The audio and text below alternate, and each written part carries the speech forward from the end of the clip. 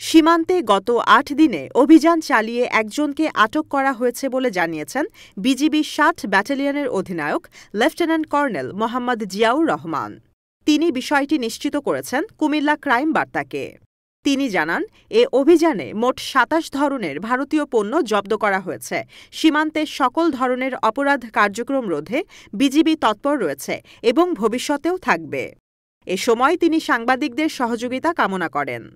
বিজিবির এক প্রেস বিজ্ঞপ্তিতে জানানো হয়, ৬০ বিজিবির দায়িত্বপূর্ণ এলাকা কুমিল্লা জেলার ব্রাহ্মণপাড়া ও বুড়িচং উপজেলা এবং ব্রাহ্মণবাড়িয়া জেলার কসবা ও আখাউড়া সীমান্ত এলাকায় ১১ থেকে ১৮ এপ্রিল পর্যন্ত অভিযানে প্রায় ১,৯৭,০০,০০০ টাকার পণ্য জব্দ করা হয়েছে।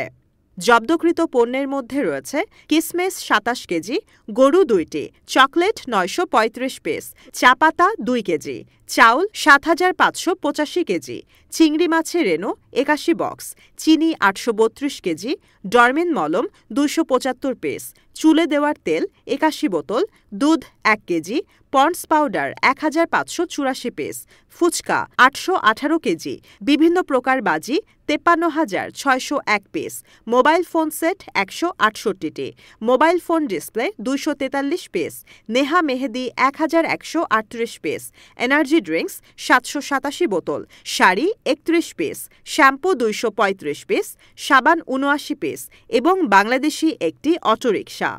রিপোর্ট করেছেন গোলাম কিবরিয়া, কুমিল্লা ক্রাইম বার্তা।